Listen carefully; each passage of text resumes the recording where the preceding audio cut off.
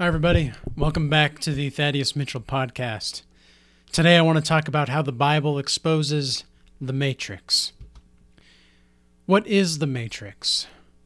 Well, according to the dictionary, the Matrix is something that constitutes the place or point from which something else originates, takes form, or develops.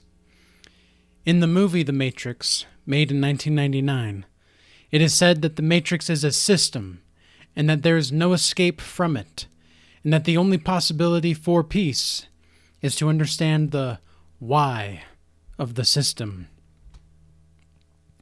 So I have a few different Bible verses here that I want to cover to further elaborate on what exactly the Matrix is, but first I think that it is imperative to understand why it is your sacred duty to stand up for what you believed is truly right, and how being involved is actually more important than any kind of certification or piece of paper that you can never get, any kind of deal.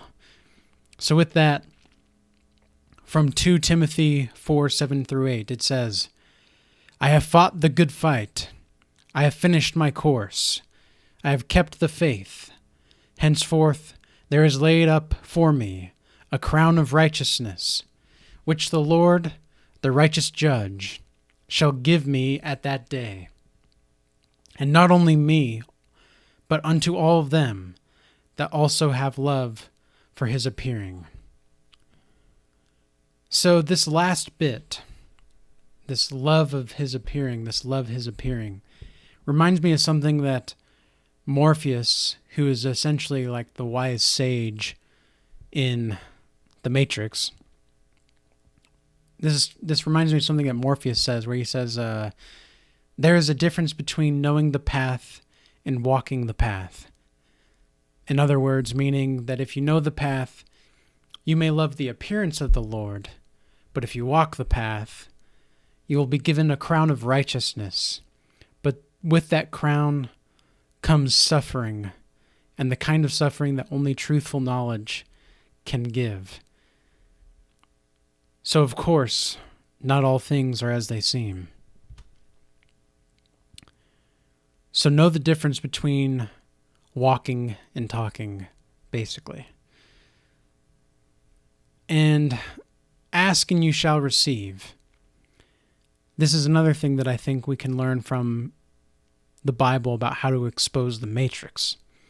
In Numbers 18:14, it says, "Everything that openeth the matrix in all flesh, which they bring unto the Lord, whether it be of men or beasts, shall be thine. Nevertheless, the firstborn of man shalt thou surely redeem, and the firstling of unclean beasts shalt thou redeem."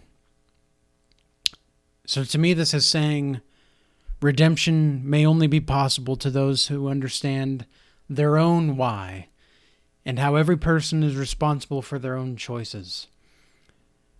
And this goes back to when you are given the crown of righteousness, there's going to be a lot of truth that comes with it, but suffering is a byproduct of that truth. And there is a sage, or at least some people call him a sage, is Krishnamurti, who says that truth is a pathless land. And I think that, well, obviously I think that's true, but but I also think that what he's saying is that truth is best understood internally. Therefore, ask and you shall receive, which is the excerpt from the Bible, is saying that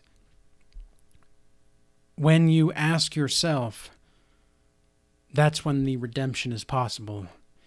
Otherwise, you may not as well even try. That's kind of the go hard or go home mindset that I think we need to start. We who are switched on and awake need to start acting out, is that go hard or go home. Because at the end of the day, if you go to bed and you're still thinking about the things that you could have done, then you didn't do enough that day. And that's a sign that you need to, well, you're capable of more. It doesn't necessarily mean that you need to do more, but it means that you're capable. And therefore, if you are capable and competent in something, the pathway to redemption is with the pathful sign of truth inside. I think we'll end that message there for today. I hope you all have a good rest of your day. I love you all. Until next time, may peace be with you.